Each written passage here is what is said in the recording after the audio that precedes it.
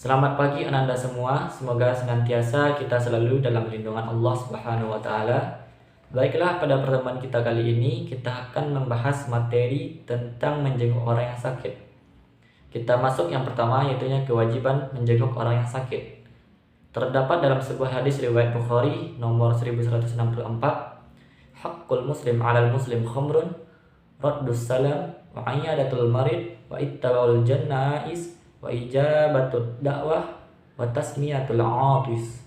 Hak seorang muslim terhadap muslim yang lainnya ada 5, yaitu menjawab salam, menjenguk orang yang sakit, mengikuti jenazah, memenuhi undangan, dan mendoakan orang-orang yang bersin.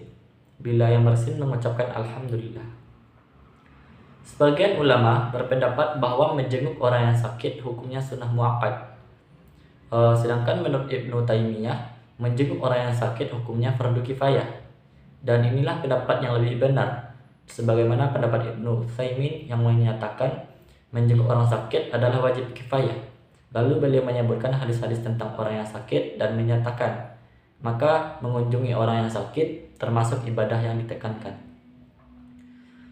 Yang kedua, yaitu kriteria orang yang dijenguk. Orang yang sakit atau wajib yang dikunjungi adalah orang yang sakitnya menghalanginya berkumpul bersama keluarga dan orang-orang yang berada di sekitarnya. Dengan demikian, apa ada orang yang sakit tetapi masih bisa keluar untuk menemui orang banyak, maka kita tidak wajib untuk mengunjunginya. Selain itu, ada ketentuan bahwa orang yang sakit harus dijenguk ialah terbaring di rumahnya atau terbaring di rumah sakit atau tidak bisa keluar dari rumah. Meskipun demikian, bagi orang yang mengetahui sakitnya, hendaknya ia menanyakan perkembangan keadaannya. Seorang muslim yang sedang menjenguk sesamanya yang sedang sakit, maka dianjurkan untuk menghiburnya, meringankan bebannya, dan mendoakan kesembuhannya. Hal itu memberikan sebuah dampak yang baik, terutama akan membantu proses kesembuhan orang yang sakit. Yang ketiga, yaitu waktu menjenguk orang yang sakit. Mengenai waktu menjenguk orang yang sakit ini, kita harus memperhatikan beberapa waktu. Seperti halnya kita tidak boleh menjenguk orang yang sakit ketika ia sedang beristirahat, sehingga dia tidak bisa untuk diganggu. Yang kedua, janganlah menjenguk orang yang sakit di waktu malam. Dan yang ketiga, sebaiknya menjenguk orang yang sakit tidak boleh berlama-lama, karena orang yang sakit tersibukkan dengan rasa lapar dan rasa sakitnya. Ketika orang yang menjenguknya berdiam lama di tempat tersebut, maka bisa memberatkan bagi orang yang sakit. Lanjut masuk kepada yang keempat, yaitu adab dalam menjenguk orang yang sakit. Adab yang pertama yaitu niat yang baik. Menjenguk orang yang sakit merupakan amalan yang baik dianjurkan. Sebagaimana amalan yang lain, menjenguk orang sakit dapat dikategorikan amal soleh jika dilakukan dengan niat ikhlas. Yang kedua, yaitu bertanya tentang keadaan kepada orang yang sakit.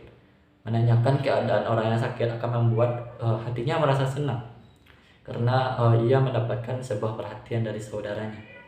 Yang ketiga, yaitu menghibur orang yang sakit, memberinya motivasi untuk bersabar atas penyakit yang ia derita saat ini. Yang keempat, yaitu meruqyah orang yang sakit. Yang ketiga, tidak mencela atau menyinggung perasaan orang yang sakit. Yang keenam, yaitu menjenguk orang yang sakit meskipun ia kecil, kita tetap dianjurkan untuk menjenguknya. Dalam hal ini, dalam Al-Bukhari radhiyallahu anhu dalam kitabnya telah membuatkan bab khusus tentang i'adatul sibyan, menjenguk orang yang sakit.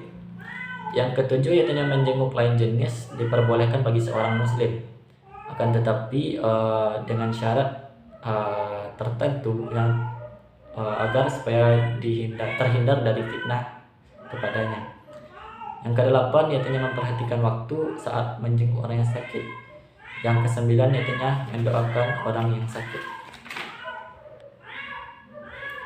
Kita masuk yang ke selanjutnya, yaitu keutamaan dalam membesuk orang atau menjenguk orang yang sakit. Yang pertama, yaitu mengukuhkan jalinan silaturahmi antara yang sehat dan yang sakit. Yang kedua, mengajarkan kesabaran bagi si sakit dan mengajarkan kearifan bagi yang sehat. Yang ketiga, menumbuhkan kesadaran untuk selalu melakukan introspeksi diri. 4. meningkatkan kesadaran untuk terus berbuat kebaikan di saat sehat. Yang kelima, menjadi instrumen untuk mendapatkan hidayah dan pertolongan Allah Subhanahu wa taala. Baiklah, mungkin cukup sekian materi kita pada kali ini. Apakah ada yang ingin ditanyakan? Jikalau seandainya tidak ada, kita akhiri dengan alhamdulillahirabbil alamin. Assalamualaikum warahmatullahi wabarakatuh.